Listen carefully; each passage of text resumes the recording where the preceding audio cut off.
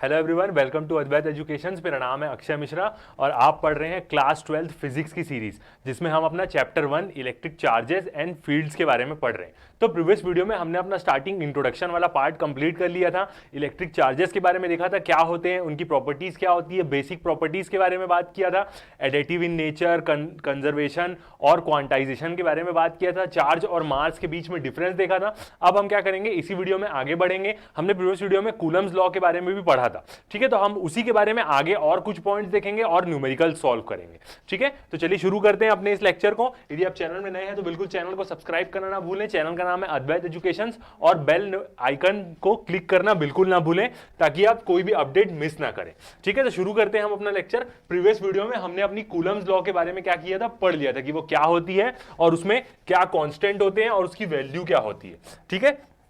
तो आगे बढ़ेंगे हम, सबसे पहले देखते हुए एक बार और, ठीक है। कूलम्स लॉ के बारे में देखा था कि दो पॉइंट चार्जेस के बीच के अट्रैक्शन को ये शो करती है। वो अट्रैक्शन मतलब इंट्रैक्शन को शो करती है। वो इंट्रैक्शन अट्रैक्शन में के फॉर्म में भी हो सकता है और रिपल्शन के फॉर्म में भी हो सकता है। वो चार्जेस पे डिपेंड करेगा, ठीक है। और कैसे निकालते हैं हम कूलम्स लॉ, दो चार्जेस के बीच की फोर्स को कैसे निकालते हैं कूलम्स लॉ यूज करके। F इजिकल टू के Q1 Q2 by R square. और Q1 Q2 क्या रहता है, मॉड के अंदर रहता है। वो चार्जेस कैसे भी नेचर के हों, वो डिपेंड नहीं करता, फोर्स की वैल्यू मैग्नीट्यूड के फॉर्म में ही आएगी। और ये क्या होता है, एक प्रकार का मैग्नीट्यूड बताता है। डायरेक्शन देखने के लिए हम कूलम्स लॉ को वेक्टर फॉर्म में देखते हैं, वो चीज आज हम देखेंगे, ठीक है। तो के क्या होता है यहाँ पे, प्रोपोर्शनैलिटी कांस्टेंट, ठीक है। उसकी वैल्यू क्या होती है, 9 इंटू 10 टू द पावर 9। इसी को वैल्यू को हमें यूज करना है न्यूटन मीटर स्क्वायर पर कूलम स्क्वायर, ठीक है।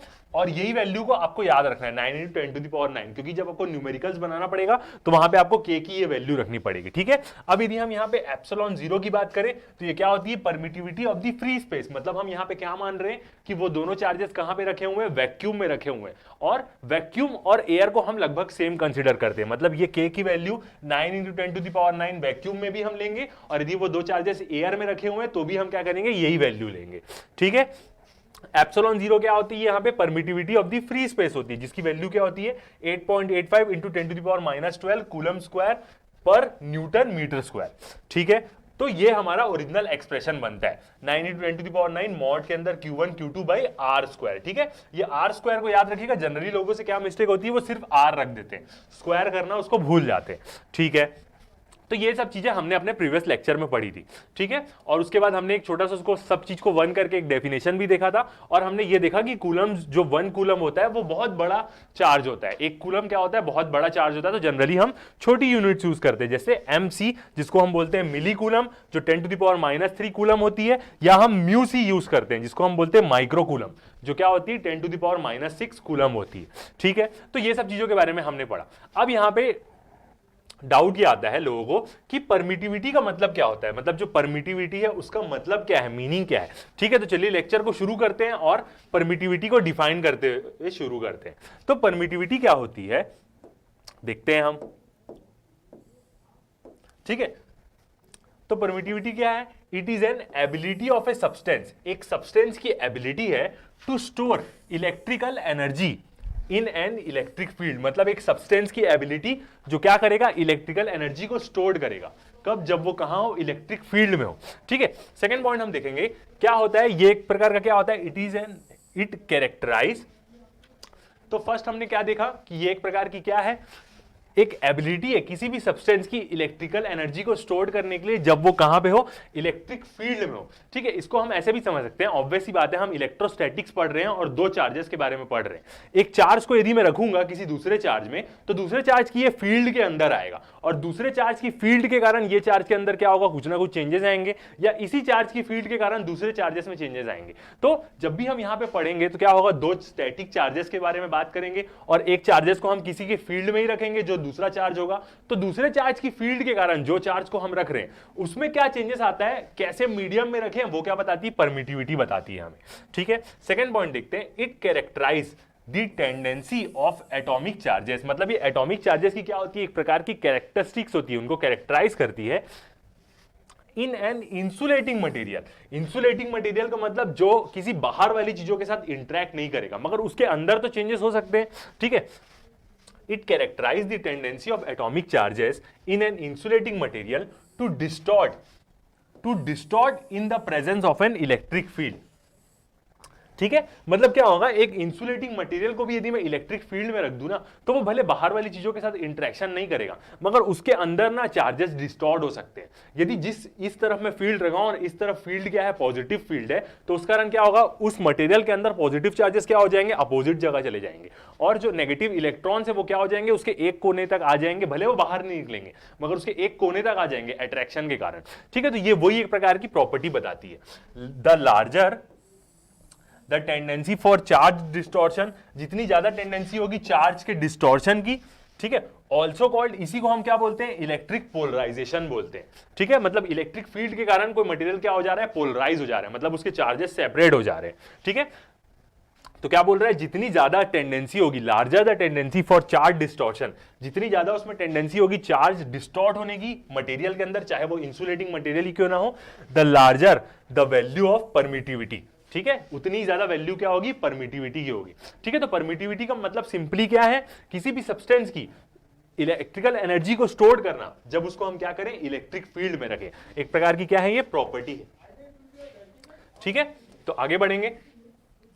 अब उसके बाद तो हमने देखा ये चीज के बारे में, अब क्या करेंगे, हम आगे बढ़ते हैं अपने टॉपिक में और देखते हैं absolute permittivity of the medium क्या होती है और डाइलेक्ट्रिक कांस्टेंट क्या होता है, इस चीजों के बारे में देखते हैं। पहले तो हमने क्या देखा, दो चार्जेस के बीच के फोर्सेस के बारे में बात किया, जब वो कहां रखी हुई है, वैक्यूम में रखी हुई है, मतलब उसी को हम किस में कंसीडर कर सकते हैं, एयर में कंसीडर कर सकते हैं। ठीक है, अब हम बात करेंगे यदि कोई दो पॉइंट चार्जेस यदि किसी मीडियम में रखे हुए हैं तो उसके बीच की हम फोर्स कैसे निकालेंगे, और इसको भी हम डाइलेक्ट्रिक कांस्टेंट और permittivity of the free medium के टर्म्स में भी हम निकाल सकते हैं। ठीक है, तो देखते हैं। तो अब हम बात करेंगे अपने अगले टॉपिक में, क्या, एब्सोल्यूट परमिटिविटी, मतलब ये एब्सोल्यूट परमिटिविटी क्या होगी, किसी मीडियम की होगी, क्योंकि फ्री स्पेस की जो परमिटिविटी होती है वो तो वैक्यूम और एयर की होती है। तो absolute permittivity of a medium, और देखेंगे हम डाइलेक्ट्रिक कांस्टेंट क्या होता है। दोनों परमिटिविटी का क्या होता है, ये रेशियो होता है, एब्सोल्यूट का और फ्री का, मतलब वैक्यूम का और किसी मीडियम का, वही चीज हम देखेंगे। ठीक है, तो देखते हैं, the force between two charges, दो चार्जेस के बीच की force Q1 and Q2 located at A R distance apart, दो फोर्सेस के बीच में चार्जेस जो Q1 Q2 है और दोनों कितना है, आर डिस्टेंस दूर है, इन ए मीडियम, यदि किसी मीडियम में रखे हुए हैं, वो मीडियम कुछ भी हो सकता है वैक्यूम और एयर के अलावा, मे बी एक्सप्रेस्ड एज, कैसे एक्सप्रेस करेंगे, एफ मीडियम, ये फोर्स निकल रही किसके, दो चार्जेस के बीच की, और वो दोनों चार्जेस क्या है, किसी मीडियम में रखे हुए हैं, तो उसका फॉर्मूला क्या होगा, 1/4 pi epsilon into Q1 Q2 by R square. पूरा फॉर्मूला सेम है कूलम्स लॉ के हिसाब से, बस एक यहां पे चेंजेस क्या है, ये एप्सिलॉन का, वहां पे हम क्या लिख रहे थे, एप्सिलॉन 0 लिख रहे थे, क्योंकि वो वैक्यूम या हम कंसीडर कर रहे हैं एयर में रखा हुआ था, बट यहां पे क्या है, वो किसी एक पर्टिकुलर मीडियम में रखे हुए हैं वो दोनों चार्जेस। ठीक है, तो इसलिए बस ये टर्म चेंज होगी यहां पे, परमिटिविटी की वैल्यू। ठीक है, और यहां पे हम जो एप्सिलॉन को बोलेंगे, जो एप्सिलॉन 0 नहीं है यहां पे, एप्सिलॉन को हम क्या बोलेंगे, where epsilon is the absolute permittivity of the medium, ये क्या है, एब्सोल्यूट परमिटिविटी उस मीडियम की। ठीक है, अब हम क्या करते हैं, नाउ दोनों फोर्सेस का रेशियो देखते हैं। एक ऊपर में क्या रखेंगे हम, जो फोर्स वैक्यूम में आती है दो चार्जेस के बीच में, नीचे दो चार्जेस के बीच की फोर्स जब वो किसी मीडियम में रखे हुए हैं। ठीक है, तो दोनों की वैल्यू रखते हैं हम, ये वैल्यू जो कूलम्स लॉ के हिसाब से आती है सेम वही, बस यहां पे क्या होगा, परमिटिविटी का साइन चेंज होगा, क्योंकि ये मीडियम की है और ये फ्री स्पेस की है, वैक्यूम की है। ठीक है, तो दोनों को यदि हम रखेंगे तो दोनों में क्या है, सेम टर्म है, सब कैंसल आउट हो जाएंगे, बस क्या बचेगा, एप्सिलॉन 0 और एप्सिलॉन बचेगा। एप्सिलॉन 0 तो ऑलरेडी 1 के नीचे है, तो वो टर्म कहां आएगी, नीचे आएगी। अब ये उसके नीचे के भी नीचे है, तो जब हम इसको इंटू करते हैं तो ये ऊपर हो जाता है, डिवाइड के साइन को चेंज करते हैं तो ये क्या चले जाएगा, एकदम टॉप में चले जाएगा, नीचे वाला एप्सिलॉन, तो ऊपर क्या आ जाएगा, एप्सिलॉन आ जाएगा। मतलब यदि हम दो चार्जेस को वैक्यूम में रखें और मीडियम में रखें, ठीक है, और दोनों की फोर्सेस का रेशियो देखें, तो हमें क्या मिलेगा, दोनों की फोर्सेस का रेशियो क्या मिलेगा, उनकी परमिटिविटी के टर्म्स में मिलेगा, जिसमें ऊपर में क्या आएगी हमारी, उस मीडियम की परमिटिविटी, और नीचे क्या आएगी, वैक्यूम या एयर की परमिटिविटी। ठीक है, तो हमें ये इक्वेशन मिली, F vacuum by F medium क्या होता है, उसका रिलेशन क्या होगा, एप्सिलॉन बाई एप्सिलॉन 0। ठीक है, समझ में आई हमें ये चीज। ठीक है, आगे बढ़ते हैं। अब उसके बाद जो रेशियो हमने यहां पे निकाला, एप्सिलॉन बाई एप्सिलॉन 0, ये क्या है, absolute permittivity of the medium. ठीक है, नीचे वाला क्या है, E0 क्या है, permittivity of the free space. ठीक है, अब इन लोग दोनों का यदि हम रेशियो देखें तो the ratio the ratio epsilon by epsilon zero is denoted by E R. इसको हम कैसे डिनोट करते हैं? ई आर से डिनोट करते हैं, जिसको हम क्या बोलते हैं? विच इज कॉल्ड रिलेटिव परमिटिविटी, जिसको हम क्या बोलते हैं? रिलेटिव परमिटिविटी बोलते हैं। ठीक है, ऑफ द मीडियम, कि जिस मीडियम की क्या रिलेटिव परमिटिविटी। रिलेटिव का मतलब ये होता है कि किसी रिस्पेक्ट में बात कर रहे हैं, और किसके रिस्पेक्ट में हम बात कर रहे हैं? वैक्यूम के रिस्पेक्ट में बात कर रहे हैं। ठीक है, तो the ratio epsilon by epsilon zero is called E R, which is called relative permittivity of the medium, उस मीडियम की relative permittivity with respect to vacuum. It is also denoted by K. इसको हम एक और चीज से किससे denote करते हैं? के से, जिसको हम क्या बोलते हैं? डाइलेक्ट्रिक कांस्टेंट भी बोलते हैं of the medium. Dielectric constant किसका? उस मीडियम का। ठीक है, और जिसकी कोई यूनिट नहीं होती। It has no unit being a ratio. Obvious ही बात है, दो परमिटिविटी का वो रेशियो है तो उसकी यूनिट नहीं होगी। ठीक है, तो जो रिलेटिव परमिटिविटी है उसी को हम क्या बोलते हैं? डाइलेक्ट्रिक कांस्टेंट भी बोलते हैं, और उसी को हम क्या करते हैं? के से डिनोट भी करते हैं। ठीक है, समझ में आया? डाइलेक्ट्रिक कांस्टेंट क्या होता है? दोनों परमिटिविटी का क्या होता है? रेशियो होता है। ठीक है, तो अब हम देखते हैं देयरफॉर के, जिसको हम क्या बोलते हैं? ई आर भी बोलते हैं। डाइलेक्ट्रिक कांस्टेंट को हम रिलेटिव परमिटिविटी भी बोलते हैं। वो क्या होता है? रेशियो होता है दोनों का। एप्सिलॉन बाई एप्सिलॉन जीरो, ये क्या है? Absolute permittivity of the medium, permittivity of the free space, equal to क्या होगा? यही दोनों क्या होते हैं? फोर्स का भी रेशियो होता है, जो हमने अभी कैलकुलेट किया ऊपर में, F vacuum by F medium. ठीक है, अब यदि हम यहां से इसको थोड़ा सा और सिंप्लीफाई करें, तो जो एब्सोल्यूट परमिटिविटी है मीडियम की, उसको हम कैसे लिख सकते हैं? के और नीचे वाली टर्म को मल्टीप्लाई कर देते हैं, तो के इंटू एप्सिलॉन जीरो लिख सकते हैं, बिल्कुल लिख सकते हैं। अब उसके बाद यदि हम फोर्स निकालें मीडियम में, किसी दो चार्जेस के बीच में, जो दो चार्जेस मीडियम में रखे हुए हैं, तो क्या आएगा? 1/4 pi epsilon zero Q1 Q2 के आर स्क्वायर। तो ये क्या है? सेम वही वाला फॉर्मूला है। कैसे निकाले? ये जो मीडियम है इसको हम क्या करेंगे? यहां ले लेंगे, और ये जो के वाली टर्म है इसको हम यहां ले लेंगे। तो किसी भी मीडियम में हम फोर्स कैसे निकाल सकते हैं? वैक्यूम की फोर्स को डाइलेक्ट्रिक कांस्टेंट से क्या करें? डिवाइड कर दे, या हम किसी वैक्यूम की फोर्स को रिलेटिव परमिटिविटी से डिवाइड कर दे, तो क्या हो जाएगा? एफ मीडियम क्या होगा? पूरा वैक्यूम वाला ही फॉर्मूला रखा है। देखिए यहां एप्सिलॉन जीरो रखा हुआ है, पूरा वैक्यूम वाला फॉर्मूला है, बस यहां पे एक टर्म क्या आएगी? ये के वाली टर्म क्या आ जाएगी? न्यू आ जाएगी। तो ऐसे हम क्या कर सकते हैं? किसी मीडियम में फोर्स निकाल सकते हैं। ठीक है, किसी मीडियम की फोर्स निकाल सकते हैं दो चार्जेस के बीच में। किसके टर्म में निकालें हम? ये वैक्यूम वाले फॉर्मूले के टर्म के निकालें। बस यहां पे एक नीचे आर स्क्वायर के साथ एक टर्म हम क्या ऐड किए? डाइलेक्ट्रिक कांस्टेंट की वैल्यू हम बस ऐड किए, तो इसकी वैल्यू तो पूरी 9 × 10⁹ हो जाएगी। और बस यहां पे डाइलेक्ट्रिक कांस्टेंट की आपको वैल्यू रखनी पड़ेगी कि कैसे मीडियम में वो रखा हुआ है, मतलब रिलेटिव परमिटिविटी। ठीक है, तो समझ में आया हमें क्या? एब्सोल्यूट परमिटिविटी क्या होती है और डाइलेक्ट्रिक कांस्टेंट क्या होता है? कुछ नहीं होता, रेशियो होता है दोनों प्रकार की परमिटिविटी का। ठीक है, आगे बढ़ते हैं। अब हम देखते हैं वेक्टर कूलम्स लॉ को वेक्टर फॉर्म में। क्यों वेक्टर फॉर्म में हम देखते हैं कूलम्स लॉ को? क्योंकि क्या होता है? फोर्स क्या है? एक प्रकार की वेक्टर क्वांटिटी है। तो जो पहली वाली कूलम्स लॉ हमने पढ़ी वो क्या बताती है? सिर्फ मैग्नीट्यूड बताती है कि कितने मैग्नीट्यूड का फोर्स लगेगा, डायरेक्शन नहीं बताती। और फोर्स क्या है? एक प्रकार की वेक्टर क्वांटिटी है, तो फोर्स जानने के लिए हमें डायरेक्शन जानना भी जरूरी होता है कि वो किस डायरेक्शन में लग रही है। ठीक है, तो चलिए वो चीज देखते हैं। अब तो कूलम्स लॉ देखते हैं हम किसमें? वेक्टर फॉर्म में। Coulomb's law in vector form. अब यहां पे क्या करते हैं? आप यदि एनसीईआरटी की बुक देखेंगे, या आप एनसीईआरटी की जो जनरली आपकी टेक्स्ट बुक होती है उसमें देखेंगे, तो आपको एक बड़ा सा एक पेज मिलेगा जिसमें बहुत सारी चीजें लिखी हुई है, और आप उसको पढ़ेंगे तो आपको कुछ समझ में नहीं आएगा। अननेसेसरी बहुत ज्यादा इंफॉर्मेशन कुछ नहीं है। यदि देखा जाए तो एकदम सिंपलेस्ट फॉर्म में देखा जाए तो कूलम्स लॉ को वेक्टर फॉर्म में हम कैसे लिखते हैं? पूरी फोर्स की इक्वेशन वही होगी, बस हम क्या करेंगे? उसके यूनिट वेक्टर से मल्टीप्लाई कर देंगे। और यदि हम किसी को यूनिट वेक्टर से मल्टीप्लाई करते हैं तो वो क्या देता है? उस फोर्स का डायरेक्शन दे देता है। तो पूरी इक्वेशन सेम रहेगी, बस हमें क्या करना है? उसके उसी डायरेक्शन के यूनिट वेक्टर से क्या करना है? मल्टीप्लाई कर देना है। तो सिंपल आपका क्या निकल जाएगी? कूलम्स लॉ आपकी किसमें निकल जाएगी? वेक्टर फॉर्म में। ठीक है, बस यही चीज है यहां पे कि फोर्स को यूनिट वेक्टर से मल्टीप्लाई करना और वो यूनिट वेक्टर उसी डायरेक्शन में होना चाहिए। ठीक है, अब देखते हैं इसको अच्छे से समझते हैं। ठीक है, तो दो चार्जेस हम लेते हैं। सबसे पहले आप येलो रंग के दो चार्जेस देखिए, Q1 और Q2। Q1 और Q2, ठीक है, एक एक्सिस में रखे हुए हैं, एक्स और वाई एक्सिस में रखे हुए हैं। ठीक है, तो अब हम फर्स्ट बात करेंगे ब्लू रंग की, R1 और R2। R1 R2 क्या है बताऊं? पोजीशन वेक्टर्स हैं। ठीक है, जो क्या बता रहे हैं? Q1 और Q2 का ओरिजिन के रेस्पेक्ट में क्या बताते हैं? पोजीशन बताते हैं, पोजीशन वेक्टर्स। तो R1 और R2 क्या है? Position vector with respect to origin. Position vectors क्या बताते हैं, उनका रोटेशन भी बताते हैं और साथ ही साथ ओरिजिन से उनकी लोकेशन भी बताते हैं। ठीक है, ओरिजिन से उनकी लोकेशन बता रहे हैं दोनों चार्जेस की। यहां पे R1 और R2 क्या है, जो हमारे पोजीशन वेक्टर्स। ठीक है, ये चीज हमें समझ में आई कि R1 R2 क्या है। ठीक है, अब यदि हम यहां पे Q1 और Q2 के बीच के डिस्टेंस की बात करें तो दोनों के बीच का डिस्टेंस क्या है, हमारा R है। ठीक है, R है हमारे दोनों के बीच का डिस्टेंस। अब यहां से यदि मैं Q1 से Q2 की तरफ आऊंगा तो मैं क्या लूंगा, एक डिस्प्लेसमेंट वेक्टर लूंगा, क्योंकि अभी वेक्टर्स के टर्म में फॉर्म की बात कर रहा हूं। तो Q1 से मैं Q2 चलता हूं तो R12 क्या बताएगा मेरे को, डिस्प्लेसमेंट वेक्टर बताएगा 1 से लेके 2 तक का। कुछ नहीं है, ये एक प्रकार का डिस्टेंस ही बता रहा है। डिस्टेंस वेक्टर फॉर्म में क्या होता है, डिस्प्लेसमेंट होता है। तो 1 से लेके यदि मैं 2 चला तो R12 वेक्टर आएगा, जो क्या होगा, R12 क्या है, डिस्प्लेसमेंट वेक्टर है 1 से लेके 2 तक का।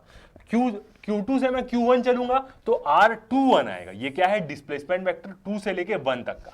तो वही R12 एंड R21 क्या है, डिस्प्लेसमेंट वेक्टर्स। ठीक है, डिस्प्लेसमेंट वेक्टर्स क्या बताते हैं, कोई चीज किस जगह डिस्प्लेस हो रही है डायरेक्शन के साथ विद मैग्नीट्यूड। ठीक है, ठीक है, तो ये समझ में आया R1 R2 क्या है, R21 R2 क्या है, R21 और 12 क्या है। तो R12 क्या है, डिस्प्लेसमेंट वेक्टर 1 से लेके 2 तक का। R21 क्या है, डिस्प्लेसमेंट वेक्टर 2 से लेके 1 तक का। ठीक है, अब मैं यहां पे एज्यूम किया हूं कि दोनों चार्जेस क्या है, पॉजिटिव चार्जेस, या दोनों चार्जेस को हम मान लेते हैं नेगेटिव है। क्यों, क्योंकि दोनों के बीच में क्या हो रही है, रेड रंग की फोर्स देखिए बाहर की तरफ जा रही है, इसका मतलब रिपल्शन हो रहा है दोनों के बीच में। तो मैं क्या एज्यूम किया हूं यहां पे कि दोनों चार्जेस लाइक नेचर के हैं, या तो वो दोनों पॉजिटिव हो सकते हैं या तो वो दोनों नेगेटिव हो सकते हैं। वो कुछ भी कुछ भी हम एज्यूम कर सकते हैं, बस ये एज्यूम करना है कि पॉजिटिव नेगेटिव नहीं है, ये दोनों सेम नेचर के, दोनों पॉजिटिव है या दोनों नेगेटिव है, तभी दोनों के बीच में रिपल्शन फोर्स आ रही है। ठीक है, अब फोर्स के बारे में बात करते हैं। फर्स्ट चार्ज में Q1 में Q2 के कारण जो फोर्स लग रही होगी उसको हम कैसे डिनोट करेंगे, F वेक्टर, क्योंकि वेक्टर फॉर्म में डिनोट कर रहे हैं। F1 में 2 के कारण force on charge 1 due to Q, पहला जो नंबर लिखा रहता है वो किस पे लग रही है और किसके कारण लग रही है वो दूसरा नंबर रहता है। तो F12 का मतलब क्या है, force on charge Q1 due to Q2, या फोर्स ऑन 1 ड्यू टू 2। ठीक है, तो F12 का मतलब यह है कि Q1 में फोर्स लग रही है किसके कारण, Q2 के कारण, डायरेक्शन बाहर की तरफ, क्योंकि वो क्या होती है, along the line he act करती है। ये फोर्स जो दोनों चार्जेस को जोड़ेगी उसी अलोंग द लाइन वो फोर्स एक्ट करती है, ये चीज हमने देखी है। ठीक है, तो F12 का मतलब आया, मतलब समझ में आया हमें कि Q1 में जो फोर्स लग रही है Q2 चार्ज के कारण।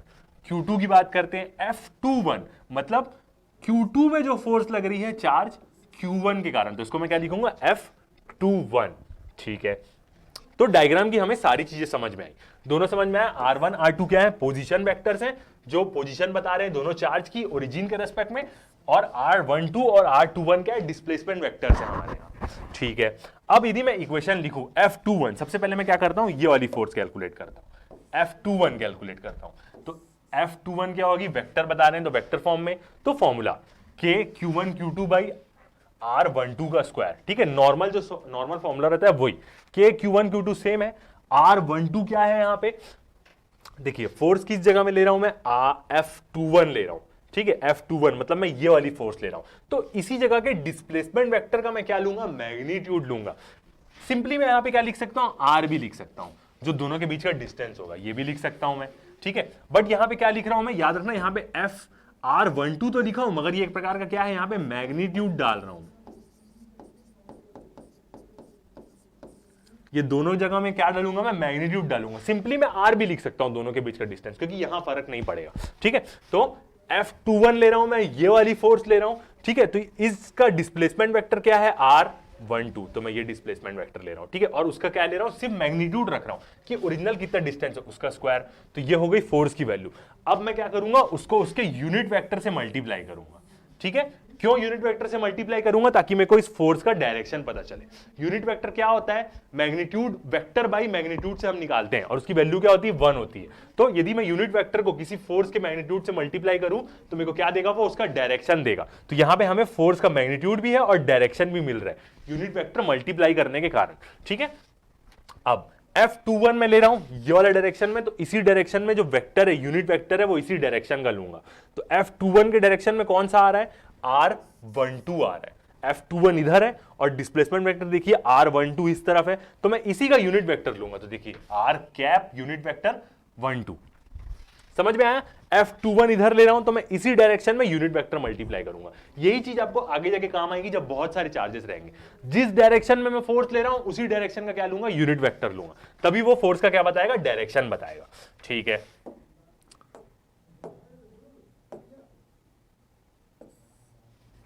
ठीक है। तो ये F12 के बारे में समझ में आया। यूनिट वेक्टर कौन सा ले रहे हैं हम, R12, क्योंकि F21 ये और यूनिट वेक्टर R12 इधर। दूसरे फोर्स के बारे में बात करते हैं, F21 ये वाली फोर्स F21, तो इस डायरेक्शन में कौन सा वेक्टर आ रहा है, डिस्प्लेसमेंट वेक्टर R21। F12 निकाल रहा हूं मैं, F12 निकाल रहा हूं तो उस डायरेक्शन में कौन सा आ रहा है, R21। तो F12 K Q1 Q2 same रहेगा। डिस्प्लेसमेंट वेक्टर में ले रहा हूं R21 का स्क्वायर, ये देखिए ये जो एरो है ये R21 का स्क्वायर। डिस्प्लेसमेंट वेक्टर वो भी सिर्फ उसका मैग्नीट्यूड लिखूंगा यहां पे मैं, मतलब सिर्फ R बोल सकता हूं, या ये सिर्फ क्या होगा, मैग्नीट्यूड होगा उसका, बस मतलब जो भी उनके बीच का डिस्टेंस होगा मैं बस वही लिखूंगा और उसका स्क्वायर करूंगा। तो ये होगा फोर्स की वैल्यू। अब डायरेक्शन जानने के लिए मैं क्या करूंगा, उसके यूनिट वेक्टर से मल्टीप्लाई कर दूंगा। तो F12 के डायरेक्शन में कौन सा वेक्टर आ रहा है, R21, तो वही आ जाएगा क्या यहां पे, R21। एकदम सिंपल है, बस फोर्स को आपको यूनिट वेक्टर से मल्टीप्लाई करना है। अब यदि आप चाहें कि इसको पोजीशन वेक्टर्स के टर्म में लिखना चाहें तो भी हम लिख सकते हैं। कैसे, पोजीशन वेक्टर के टर्म्स में लिखना चाहें तो भी हम लिख सकते हैं। और पोजीशन वेक्टर के टर्म्स में यदि हम लिखना चाहें तो उसके लिए हम क्या करेंगे, triangle law of vector addition use करेंगे। ठीक है, वो कैसे होती है, R1, दो कंटिन्यूअस साइड यदि हम ट्रायंगल की लें तो थर्ड साइड क्या देगी हमें, रिजल्टेंट देगी। यही triangle law of vector addition बताती है। तो R1 प्लस R वेक्टर 21 को मैं दोनों को प्लस करूं तो इक्वल टू क्या हो जाएगा, R2 हो जाएगा। ठीक है, सेम यदि मैं यहां से चलूं, R2 वेक्टर प्लस ये वाला वेक्टर लूंगा, अब मैं R2 vector plus R21 vector equal to क्या हो जाएगा, R1 वेक्टर हो जाएगा। तो ऐसे ही आप क्या कर सकते हैं, पोजीशन वेक्टर के भी टर्म्स में इसको लिख सकते हैं। ठीक है, और उसके लिए कैसा करेंगे, हम ट्रायंगल लॉ लगाएंगे जिसमें हम ऐसे चलेंगे। यदि इधर से चले, दो कंटिन्यूअस साइड लिए, एक साइड ये और एक साइड ये लिए, तो ये उसका क्या बताएगा, रिजल्टेंट बताएगा। और यदि यहां से चले, पोजीशन वेक्टर के टर्म में लिखने की जरूरत नहीं पड़ती है, बट फिर भी मैं आपको बता रहा हूं। और यदि यहां से हमें लेना चाहें R2, तो ये वाला वेक्टर लेंगे हम, डिस्प्लेसमेंट वेक्टर R21, तो ये क्या बताएगा, उसका रिजल्टेंट बताएगा। ठीक है, कंटिन्यूअस फॉर्म, कंटिन्यूअस साइड 2, तो अगला तीसरा क्या बताता है, उसका रिजल्टेंट बताता है। तो हमें समझ में आया कूलम्स लॉ किसमें, वेक्टर फॉर्म में। ठीक है, कुछ नहीं करना है, बस आपको याद रखना है यूनिट वेक्टर से मल्टीप्लाई करना है, तो फोर्स का हमें क्या मिल जाएगा, डायरेक्शन मिल जाएगा। ठीक है, आगे बढ़ते हैं। अब दोनों के बीच में कंपैरिजन देखते हैं। ठीक है, किसके बीच में, comparison between Coulomb's law with gravitational law. क्या कंपैरिजन होता है, comparison of Coulomb's law with gravitational law. तो फर्स्ट पॉइंट देखते हैं, both Coulomb's law and Newton's law, दोनों कूलम और न्यूटन्स लॉ क्या फॉलो करती है, इनवर्स स्क्वायर लॉ। ठीक है, सेम वही F = G m1 m2/r²। और दूसरा क्या रहता है, उसमें भी फोर्स क्या रहती है, बस कांस्टेंट की वैल्यू चेंज होती है और मास के बदले क्या आता है, चार्ज आता है। ठीक है, तो कूलम्स लॉ और न्यूटन्स लॉ दोनों क्या करती है, इनवर्स स्क्वायर लॉ फॉलो करती है। इनवर्स स्क्वायर लॉ, इसी प्रकार की लॉ को हम बोलते हैं। ठीक है, second point, according to Newton's law of gravitation. Newton's law of gravitation के बारे में बोल रहा है क्या, एवरी बॉडी, हर बॉडी इन द यूनिवर्स, हर बॉडी इन यूनिवर्स में अट्रैक्ट्स एवरी अदर बॉडी, हर बॉडी इस पूरे यूनिवर्स में दूसरी बॉडी को अट्रैक्ट करती है with a force which is directly proportional to the product of their masses, which is directly proportional to the product of their masses of the two bodies, दो bodies के बीच का, and inversely proportional to the square of distance between them, inversely proportional to the square of distance between them, यही मतलब होता है इसका R²। Inversely proportional, inverse का sign डालने के लिए हम क्या करते हैं, G डालते हैं।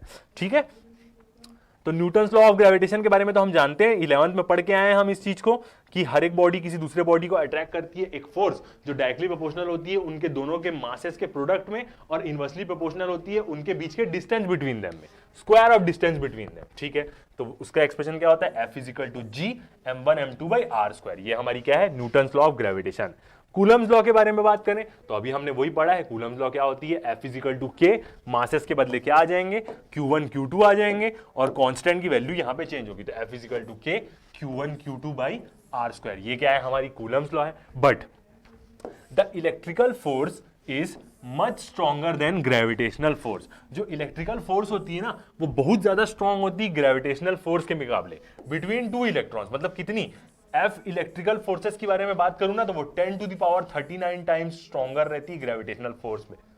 यदि मैं दो इलेक्ट्रॉन्स के बारे में बात करूं, ठीक है, दो इलेक्ट्रॉन्स के बीच में जो ग्रेविटेशनल फोर्स रहेगी ना वो एक और एक के पीछे 39 टाइम्स ज्यादा स्ट्रॉन्ग रहती है ग्रेविटेशनल फोर्स से। मतलब इलेक्ट्रॉन्स को ग्रेविटी से कोई मतलब नहीं, ठीक है।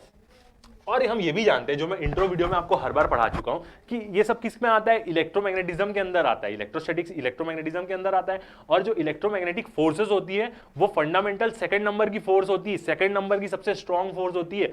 फर्स्ट नंबर की पूरे यूनिवर्स में सबसे स्ट्रॉन्ग फोर्स कौन सी है, स्ट्रॉन्ग न्यूक्लियस फोर्स, जो प्रोटॉन्स और न्यूट्रॉन्स के बीच में न्यूक्लियस में रहती है।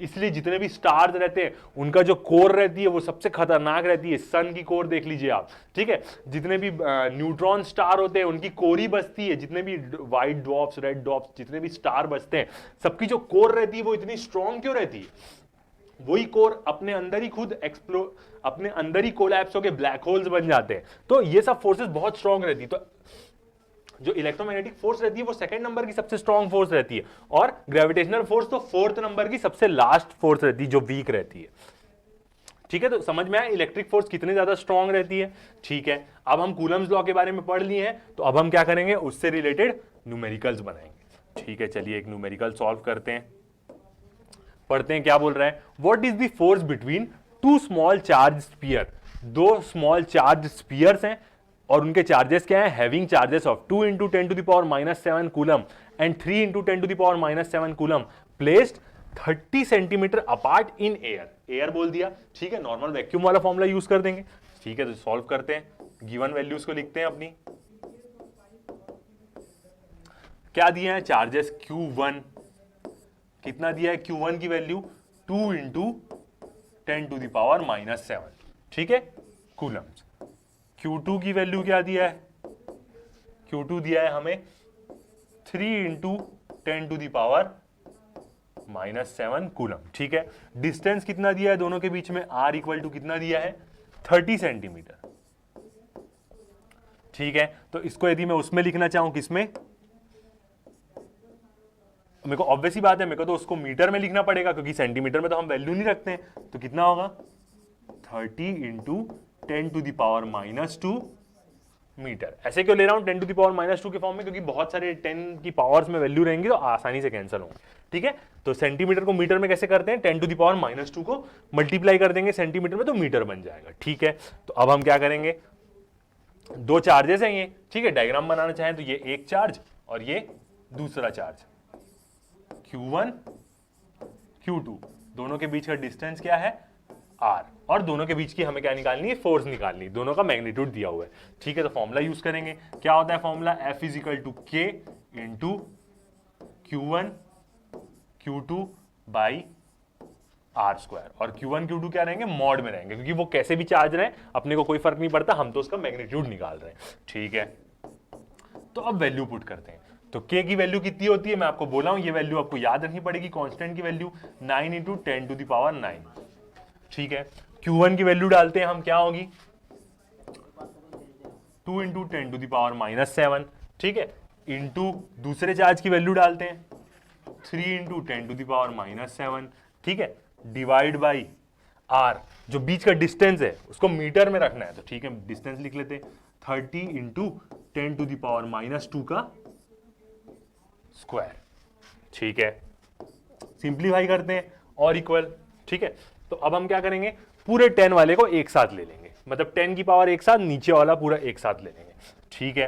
तो सॉल्व करते हैं, तो क्या करूंगा, सब इंटू में, तो मैं कैसे भी लिख सकता हूं, 9 × 2 × 3, ठीक है। वर्ड्स को, मतलब जो नंबर्स हैं उनको मैं एक साथ ले लिया, और क्या है, इंटू 10⁻9 ऊपर में, ठीक है। ऊपर में क्या रहेगा, इंटू 10⁻9 तो है ही, ठीक है। अब हम क्या करेंगे, अच्छे से लिखते ताकि किसी की भी पावर माइनस में ना रहे, ठीक है। तो यहां पे नीचे वाले का यदि मैं स्क्वायर खोलूंगा तो 30 का स्क्वायर क्या हो जाएगा, 3 3 = 9, और क्या हो जाएगा, 900 कुछ वैल्यू आएगी, ठीक है। तो यहां पे क्या आएगा, 900 और इंटू 10 टू दी पावर क्या है, -2 है, का स्क्वायर क्या होगा, 10 टू द पावर -4 हो जाएगा। तो 10 टू द पावर -4 नीचे में रहेगा, ऊपर भेज देता हूं तो क्या हो जाएगा, 10 टू द पावर 4 ऊपर में आ जाएगा। ठीक है, और अब ये क्या बचे, दोनों -7 बचे, दोनों को नीचे भेज देते हैं। 10 टू द पावर -7 इंटू +7 नीचे आ गए तो इंटू 10 टू द पावर 7। ठीक है, दोनों क्या हो जाएंगे, प्लस प्लस नीचे आ जाएंगे क्योंकि ऊपर वो माइनस में। अब कैंसल आउट कर देते, क्या क्या कैंसल आउट होता है देखते हैं। ठीक है, 9 के बाद 10 11 12 13 यहां पे है और यहां पे क्या है, 7 7 कितने हैं, 14 है, तो ये दोनों कैंसल आउट हो जाएंगे, ये दोनों खत्म हो गए और यहां से 14 था तो क्या हो गया, पूरा कट गया। बस क्या बचा, सिर्फ एक 10 बचेगा, यहां नीचे में क्या बचेगा, सिर्फ 10 बचेगा। ठीक है, और ऊपर 9 इंटू 2 इंटू 3 बचा। ठीक है, और अच्छे से लिखते हैं इसको आप सॉल्व तो ऐसे भी कर सकते हैं, मैं बस आपको सिंप्लीफाई करके बता दे रहा हूं। ठीक है, आप सॉल्व उसको कैसे भी कर सकते हैं। तो अब ये जो 2 0 है इसको भी मैं 10 के पास दे देता हूं, तो क्या हो जाएगा, 9 इंटू 2 इंटू 3 को मैं मल्टीप्लाई कर देता हूं, 6 हो जाएगा। ठीक है, और यहां पे क्या बचा, 9 इंटू 10 टू द पावर 3। ठीक है, तो यहां से क्या हुआ, 9 9 भी कैंसिल हो गया, तो F इजिकल टू क्या आ गया, 6 10 to the power -3 10 to the power 3 ऊपर चले जाएगा, तो 6 into 10 to the power -3 newton. ये आ गया हमारा आंसर, चेक करते हैं। 6 into 10 to the power -3 newton बिल्कुल सही आया है। और यदि हम इसका डायरेक्शन भी लिखना चाहें तो क्या लिखेंगे हम, this force is repulsive, this force is repulsive in nature because charges are like। ठीक है, एक स्टेटमेंट भी हमने लिख दी कि ये जो फोर्स है वो क्या है, एक प्रकार की रिपल्सिव फोर्स है दोनों चार्जेस के बीच में। क्यों, क्योंकि दोनों चार्जेस क्या है, लाइक चार्जेस है। तो एक प्रकार से बोल सकते हैं कि दोनों चार्जेस क्या है, एक प्रकार के पॉजिटिव चार्जेस हैं, तो ये क्या होगी, एक प्रकार की दोनों के बीच में रिपल्शन की फोर्स आएगी। ठीक है, मतलब ऐसी ऐसी। ठीक है, तो समझ में आया, कितना इजी न्यूमेरिकल है। देखिए कुछ नहीं करना है, बस वैल्यू पुट करना है। एक और न्यूमेरिकल बनाते हैं। ठीक है, एक और न्यूमेरिकल सॉल्व करते हैं। अब जो अगला न्यूमेरिकल रहेगा ये थोड़ा अलग टाइप का रहेगा। ठीक है, इसमें आपको थोड़ा सा और आपके जो मैथमेटिकल कंसेप्ट्स हैं उनको यूज करने पड़ेंगे। ठीक है, देखते हैं क्या बोल रहा है। क्या बोल रहा है, the sum of 2 point charges is 7 mu C. 2 point charges के सम के बारे में बात कर रहा है और बोल रहा है 7 म्यू सी है, मतलब क्या है, 7 माइक्रो कूलम्स के बारे में बोल रहा है। 7 माइक्रो कूलम्स है, मतलब वो बोल रहा है they repel each other with a force of 1 Newton. Force के बारे में भी दे दिया है। When kept 30 centimetre apart in free space, free space में रखा है। ठीक है, calculate the value of each charge. अब यहां पे क्या करना है, हमें दोनों चार्जेस की वैल्यू निकालना है। दोनों चार्जेस का हमें क्या दिया है, सम दिया हुआ है। ठीक है, कर लेते हैं सॉल्व। गिवन वैल्यूज लिखते हैं। अब क्या बोल रहे हैं, दोनों चार्जेस का जो सम है वो क्या है, 7 माइक्रो कूलम है। ठीक है, माइक्रो है, ये मिली नहीं है, मिली मतलब एम होता है, म्यू मतलब माइक्रो। ठीक है, तो हम क्या मानते हैं कि जो एक चार्ज है ना, मान लेते हैं कि जो एक चार्ज है हमारा Q1, उसकी वैल्यू क्या होगी, x होगी। ठीक है, और ये जो दूसरा चार्जेस है, एक चार्जेस की वैल्यू हमने x मान ली, तो दूसरे चार्ज दोनों का सम है। और यदि दूसरा चार्ज y हुआ, यदि मान के चलिए दूसरा चार्ज क्या हुआ, y हुआ हमारा, तो दोनों का सम ही तो क्या बता रहा है हमारा, 7 म्यू सी हो रहा है। दोनों का सम ही 7 म्यू सी हो रहा है, तो इसका मतलब जो दूसरा चार्ज है y, उसकी वैल्यू में क्या लिख सकता हूं, 7 म्यू सी माइनस x लिख सकता हूं। बिल्कुल लिख सकता हूं दूसरे चार्ज की वैल्यू। तो जो Q2 होगा उसकी वैल्यू क्या होगी, 7 म्यू सी माइनस एक्स। ठीक है, और ये x क्या है, इसकी यूनिट क्या होगी, ये भी माइक्रो कूलम्स में ही होगा, mu C. 7 minus x mu C भी लिख सकते हैं। ठीक है, अच्छे से लिख लेते हैं इसको। तो 7 माइनस एक्स और क्या रहेगा, माइक्रो कूलम्स में ही रहेंगे, म्यू सी। ठीक है, x mu C, 7 minus x mu C. समझ में आया कंसेप्ट, दोनों चार्जेस का sum 7 mu C micro coulombs हो रहा है। तो दूसरा, एक को मैं एक्स मान लिया हूं, तो दूसरा क्या होगा, यदि मैं y विधि मानता हूं दूसरे को y, तो 7 माइनस एक्स होगा। बिल्कुल ठीक है, ये चीज हमें समझ में आई। ठीक है, अब क्या करते हैं, दोनों के बीच का डिस्टेंस देखते हैं, हमें क्या दिया है, डिस्टेंस क्या दिया है r, और कितना दिया है 30 सेंटीमीटर दिया है। तो इसका मतलब क्या होगा 30 इंटू 10⁻⁻2 मीटर, यही होगा 30 इंटू 10⁻⁻2 मीटर, या इसको एक और तरीके से लिख सकता हूं मैं 0.30 मीटर, दोनों सही है, दोनों कैसे भी तरीके से लिखिए। ठीक है, और कुछ वैल्यू दी है क्या, फोर्स की भी वैल्यू दी है हमें, जो दोनों के बीच में फोर्स लग रही है ना वो कितने की लग रही है, 1 न्यूटन की फोर्स लग रही है दोनों के बीच में। ठीक है, ठीक है, तो अब सॉल्व करते हैं इसको। ठीक है, तो अब हम क्या करते हैं, सॉल्व करते हैं। तो क्या होता है हमारा formula, F equal to K into Q1 Q2, दोनों मॉड के अंदर होते हैं क्योंकि उनके साइन से हमें मतलब नहीं है, R²। ठीक है, ये है हमारा फॉर्मूला। अब हमें F की वैल्यू दी है जो कितनी है 1। ठीक है, K की वैल्यू तो हम लेंगे 9 इंटू 10⁻⁹, जो मैं आपको बोल रहा हूं याद रखनी पड़ेगी। ठीक है, इंटू चार्जेस की वैल्यू लेते हैं। ठीक है, जो चार्जेस क्या है माइक्रो कूलम्स में है, तो हमें क्या रखना पड़ेगा, इक्वेशन में तो वैल्यू कूलम्स के फॉर्म में रहती है, तो हमें क्या करना पड़ेगा 10⁻⁻6 मल्टीप्लाई करना पड़ेगा दोनों में। तो एक चार्ज की वैल्यू क्या होगी x इंटू 10⁻⁻6, दूसरे चार्ज की वैल्यू क्या होगी 7 म्यूसी, 7 माइनस एक्स, तो दूसरे चार्ज की वैल्यू क्या होगी 7 माइनस एक्स इंटू 10⁻⁻6। क्यों मल्टीप्लाई कर रहा हूं मैं 10⁻⁻6, क्योंकि माइक्रो कूलम्स में है वो, हमें जब इक्वेशन में रखते हैं तो हमें कूलम्स के फॉर्म में उसको रखना पड़ेगा। ठीक है, डिवाइड बाई दोनों के बीच का डिस्टेंस कितना दिया है, वो 30 सेंटीमीटर डिस्टेंस दिया है। ठीक है, तो यहां पे मैं लिख देता हूं क्या 30 इंटू 10⁻⁻2 का होल स्क्वायर। ठीक है, होल स्क्वायर, तो इक्वेशन मैंने रख दी। अब मैं क्या करता हूं, इसको सिंप्लीफाई करता हूं।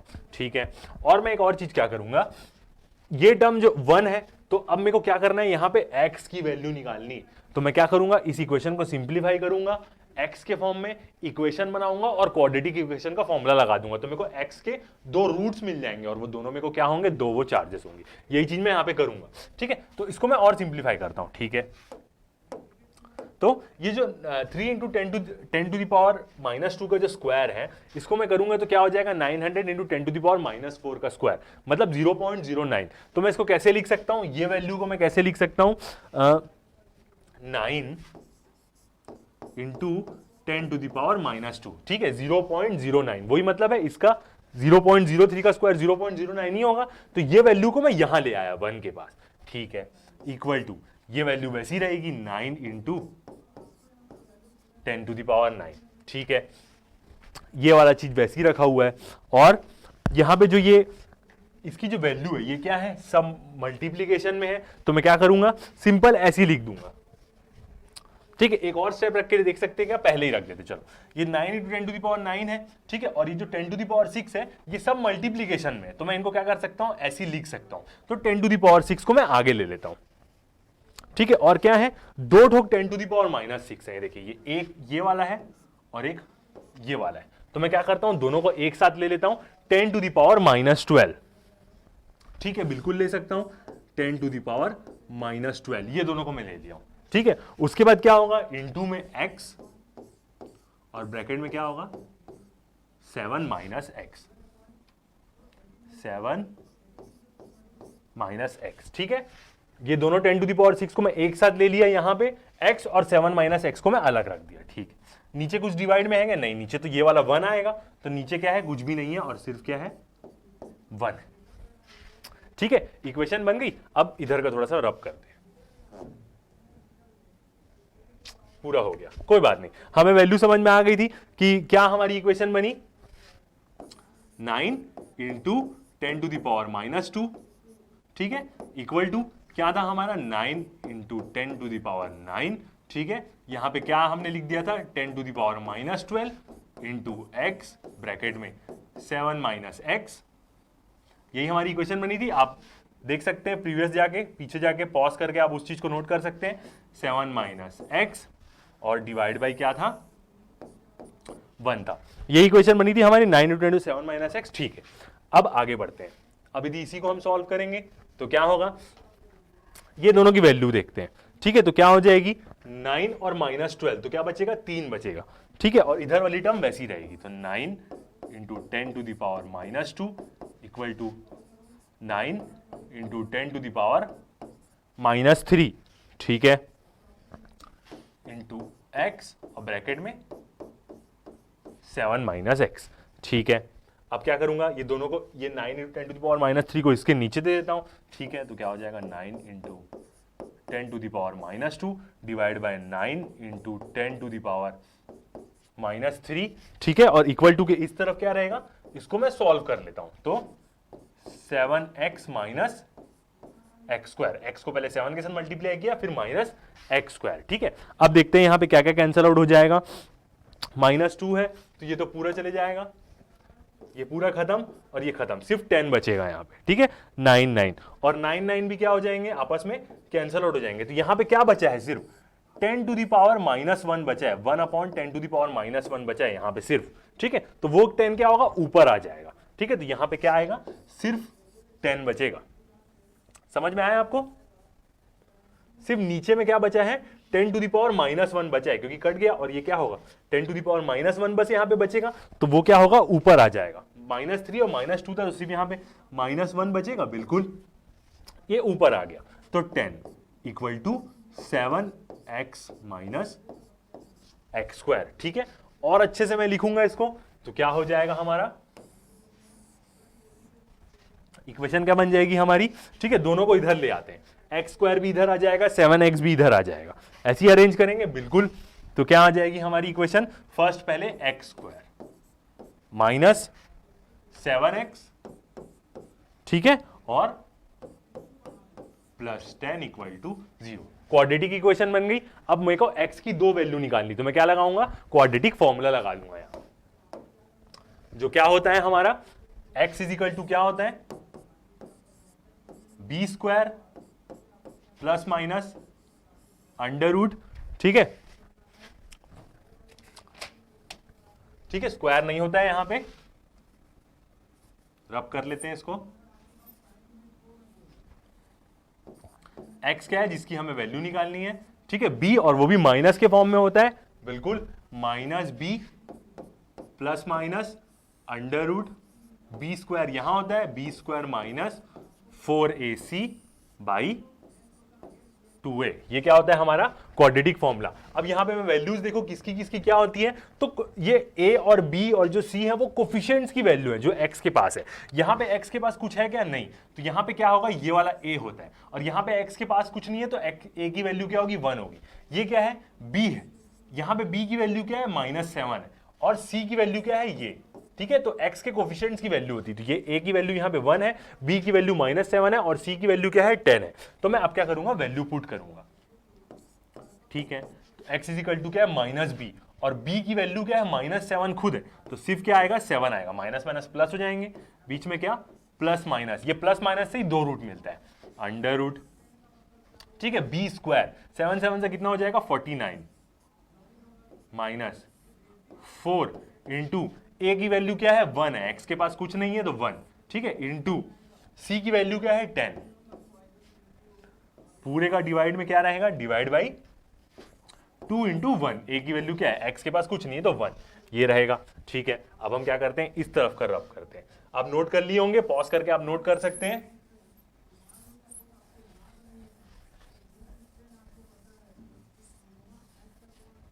ठीक है, इसी को अब हम और सॉल्व करेंगे, तो x इजिकल टू क्या हो जाएगा, 7